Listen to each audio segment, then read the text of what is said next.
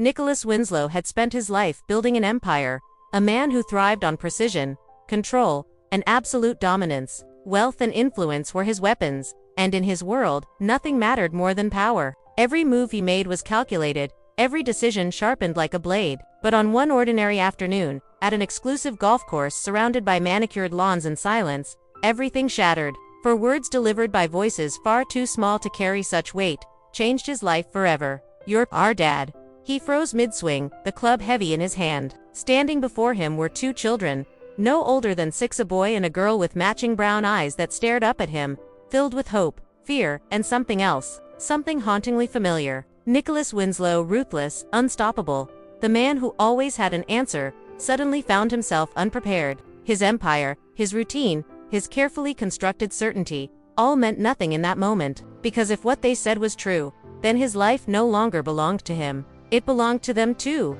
Nicholas wasn't a man who believed in surprises. His days revolved around strategy meetings, multi-million-dollar deals, and the kind of discipline that had carried him to the top. The private golf course had always been his refuge, one of the few places he allowed himself to breathe. But today, as the wind swept across the pristine green, his sanctuary had been invaded.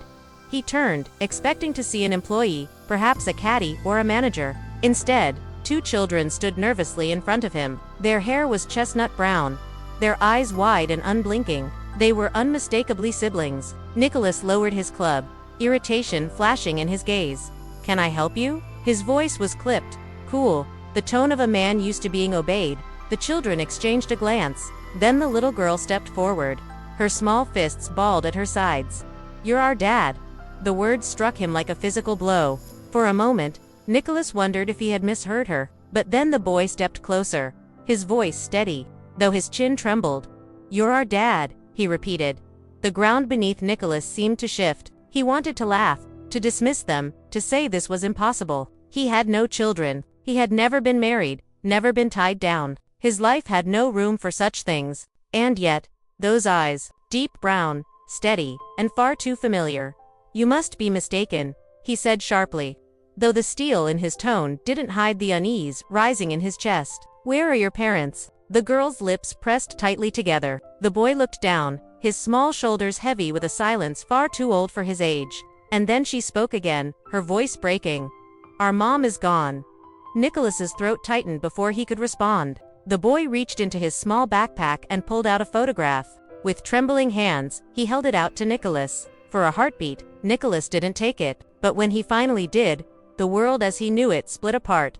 In the photograph, a younger Nicholas smiled beside a woman whose face he could never forget. Isabella. The memories hit him like a tidal wave. Her laughter, her fire, her sudden disappearance. Their relationship had been intense, fleeting, consumed in passion, and ended by his ambition. He had walked away, convinced his empire mattered more. He had never known she was pregnant.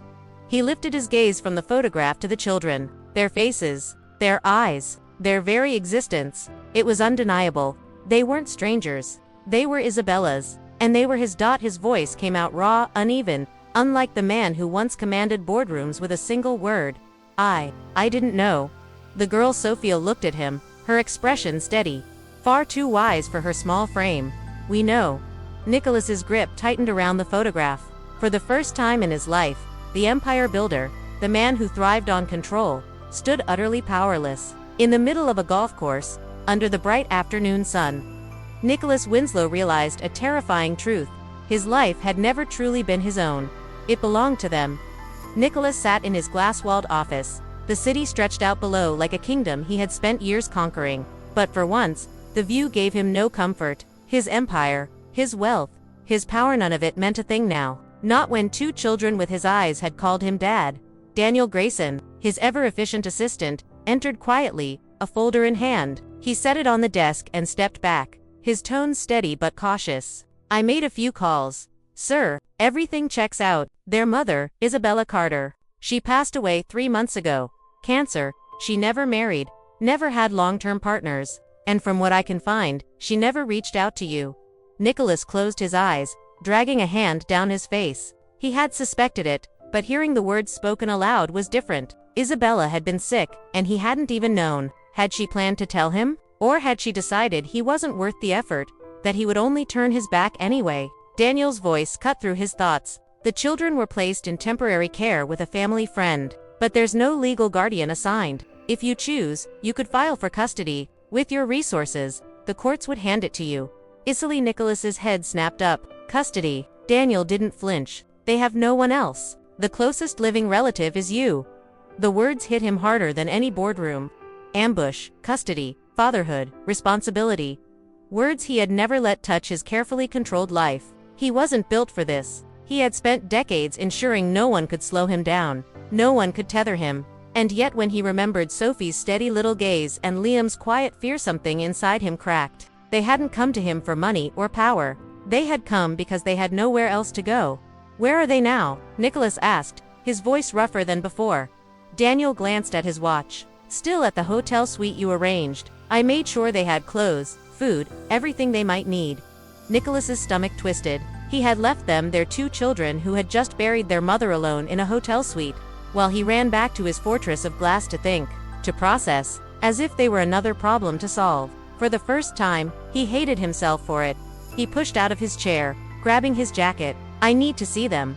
Daniel stepped aside as Nicholas strode toward the elevator. Shall the first contact legal to begin custody proceedings? Nicholas hesitated only a moment before shaking his head. Not yet. I need to figure out what they need from me first.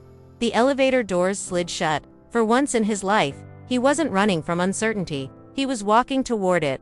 The sleek car pulled up to the hotel, headlights gleaming against marble and glass. Nicholas barely noticed the polished floors of the lobby or the murmur of luxury all around him. His thoughts were fixed only on 2 small figures waiting upstairs. He had handled billion-dollar negotiations without blinking, but as he rode the elevator up, his jaw clenched. Facing 6-year-olds terrified him more than any corporate war ever had. When the doors opened, Daniel was waiting in the hallway. They've been quiet, he said softly. Overwhelmed, but cared for. Nicholas nodded and approached the suite. He hesitated only for a second before pushing the door open. The suite was grand. But Nicholas's gaze went straight to the couch, where Sophie and Liam sat close together. Sophie's arms were crossed tight, her little legs swinging nervously. Liam clutched a worn teddy bear like it was the last piece of safety he had left. They looked up at him. Hope, fear, curiosity, all tangled in their young faces. Nicholas cleared his throat, his voice surprisingly unsteady. Hey, it wasn't much, but it was all he could manage. Sophie tilted her head. You came. No accusation, just quiet wonder, as though she hadn't been sure he would. Of course, Nicholas said, stepping closer. Liam's eyes stayed on him, sharp and searching, as though he were the one being judged. Nicholas lowered himself into the armchair across from them. I know this is unexpected for all of us. Sophie narrowed her eyes slightly. You didn't know about us, did you? He could have lied, pretended, made himself look better, but they deserved more than that. No. He admitted softly, I didn't know. Liam's voice was small but steady. Would you have wanted to? The question hit harder than Nicholas expected. He opened his mouth, but nothing came out. The truth was, he didn't know. Would he have stayed, all those years ago? Or would his ambition have swallowed him whole, leaving them behind? Finally, he spoke. I don't know. But I know this now, I have a choice. And I want to do this right. Sophie studied him, skeptical but listening. What does that mean? It means, Nicholas ran a hand through his hair.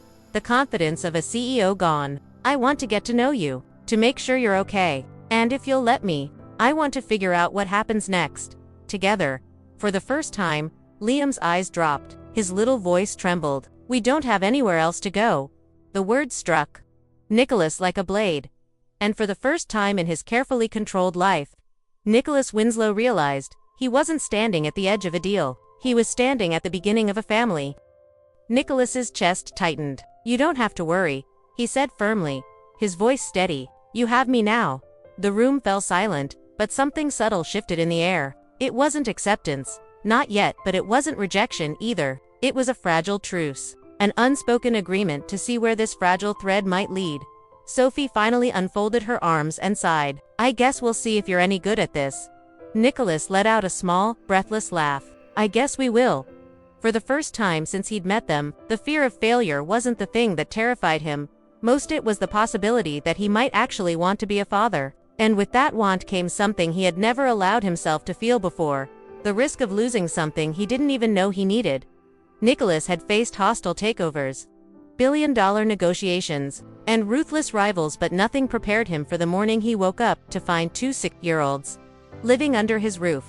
After the conversation in the hotel suite, he had made a decision. They weren't going to stay in a hotel like temporary guests. No, if they were here, they were home. So he brought them to his penthouse, a place that had always been his sanctuary, and suddenly wasn't just his anymore. The very next morning, as he stepped into the kitchen, Nicholas realized just how much his life had shifted in less than 24 hours. His mornings used to be quiet, precise, predictable, coffee prepared by the housekeeper, financial reports on the tablet, a mind sharpened for the day ahead. But today, chaos. Sophie sat at the counter, swinging her legs as she chewed a piece of toast, her curly hair sticking out in wild directions. Liam, half asleep, clutched his spoon while stirring his cereal lazily. His beloved stuffed bear sat beside the bowl as if it, too, needed breakfast. Nicholas stood in the doorway, suddenly unsure of what role he was supposed to play. He could walk into a boardroom and command the space in seconds, but here, he didn't even know if he was supposed to sit down or stay standing. Sophie noticed him first. "Morning," she said through a mouthful of toast. Nicholas cleared his throat. "Morning." Liam didn't look up, his eyes fixed on his cereal. "You don't eat breakfast?" Sophie asked, studying him. "I usually just have coffee," Nicholas admitted, moving to the coffee maker. "That's boring," Sophie declared. "Coffee's gross," Liam added without lifting his head. Nicholas smirked. "It is when you're 6. Sophie tilted her head, curious. "So, what now?" Nicholas gripped his coffee mug like it could give him answers. "Now, we figure things out. I've already spoken to my team about school options for both of you. We'll make sure you have everything you need." Liam frowned. "We already went to school." "I know," Nicholas replied gently, "but that was before. You're here now, and I want to make sure it's somewhere safe, somewhere you feel comfortable." Sophie's eyes narrowed. "Are we staying?" The question hung heavy in the air. He could see it in their eyes. They needed reassurance. They needed to know they weren't just passing through his life. "Yes," Nicholas said at last, his voice steady. "You're staying?" Sophie smiled faintly. Liam didn't. Instead, he pushed his cereal away and whispered, "What if you change your mind?" Nicholas crouched so he was eye level with the boy. "I won't. You didn't know about us before." Liam pressed, clutching his bear. "What if you decide you don't want us now?" Nicholas felt the sharp pang of guilt cut deep. He had made promises in business his entire life, but this wasn't a deal. This was trust, and trust couldn't be broken.